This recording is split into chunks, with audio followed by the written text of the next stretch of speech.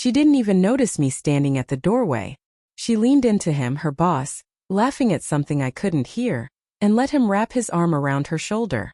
The kind of hug that wasn't just polite, wasn't just friendly, it lingered too long. And she didn't pull away.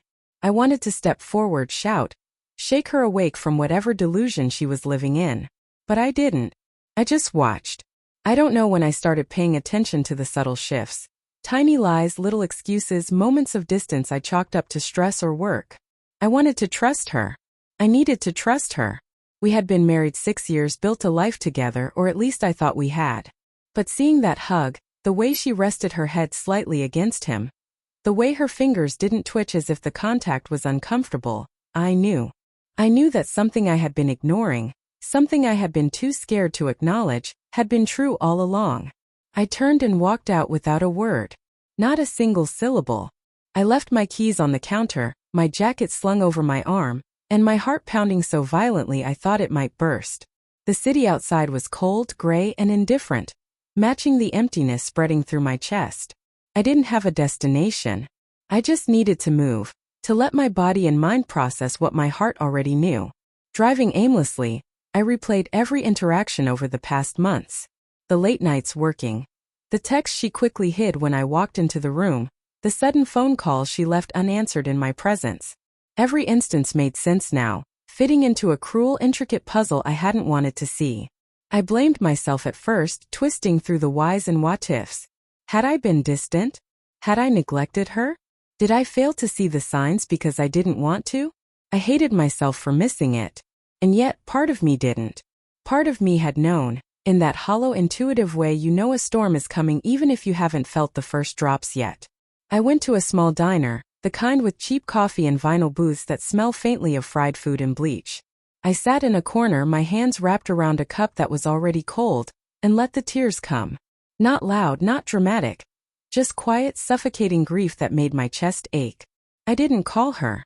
I didn't send a message. I couldn't. I wasn't ready for confrontation. I wasn't ready to hear excuses or lies or apologies that would taste hollow. I just needed to feel the betrayal, raw and unfiltered. Hours passed. I watched the world outside move, people laughing, arguing, living their lives. And I realized slowly that nothing would ever feel the same. I couldn't pretend she didn't betray me, that she hadn't crossed a line I didn't even know existed. I didn't want revenge at first. I wanted understanding, closure. But I knew that wasn't possible.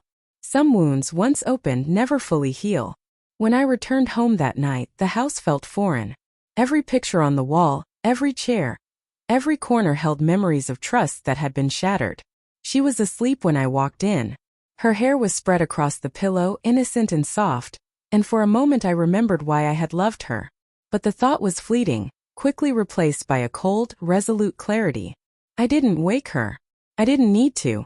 Instead, I did the only thing I could think of to reclaim myself. I emptied her closet. Every gift I had given her, every piece of clothing I had admired on her, every memento of our life together. I packed it away. I left a note on the kitchen counter, short and deliberate. I know. I saw everything. I need space to heal. Don't contact me. I didn't shout. I didn't plead. I simply left. The next morning I watched from the street as she woke up, rubbing her eyes, confused at the silence and the emptiness. I didn't gloat. I didn't point or accuse. I just drove away, leaving her with the consequences of her choices, letting the weight of her actions settle in her chest the way it had in mine. It wasn't revenge in the way movies depict. No dramatic confrontations or public shaming, but it was mine. Quiet, controlled, a reclaiming of my dignity. I didn't need to yell or beg. She had already betrayed me. My silence was enough to mark the end. Weeks passed. I moved into a small apartment across town. I started therapy, picked up old hobbies, and tried to breathe without the constant ache of betrayal pressing down. I called friends I had neglected, reconnected with the life I had paused for her. And slowly, almost imperceptibly, the anger faded. Not completely, because I don't think it ever truly disappears. But the grief began to lose its sharp edges, leaving behind something steadier. Resolve. I sometimes catch glimpses of her on social media, smiling in photos that feel like lies now, pretending everything is fine. I feel a pang, a flicker of what I lost, but I remind myself that what she lost is far greater. She lost the trust of someone who loved her unconditionally, someone who would have moved mountains for her, and she threw it away for a fleeting moment of attention, a misguided embrace. I don't know if I'll ever forgive her completely. Maybe I won't. But I do know that I walked away. I didn't beg, I didn't scream, I didn't let her manipulate the narrative. I left, carrying with me the knowledge that my worth isn't tied to someone who cannot honor it. And sometimes, late at night, I replay that first scene in my mind. The hug that told me everything, the quiet decision to walk out, and the feeling of control returning with every step I took away from her. It wasn't easy and it wasn't painless, but it was mine. My dignity, my heart, my life. And that is worth more than any apology or explanation could ever be.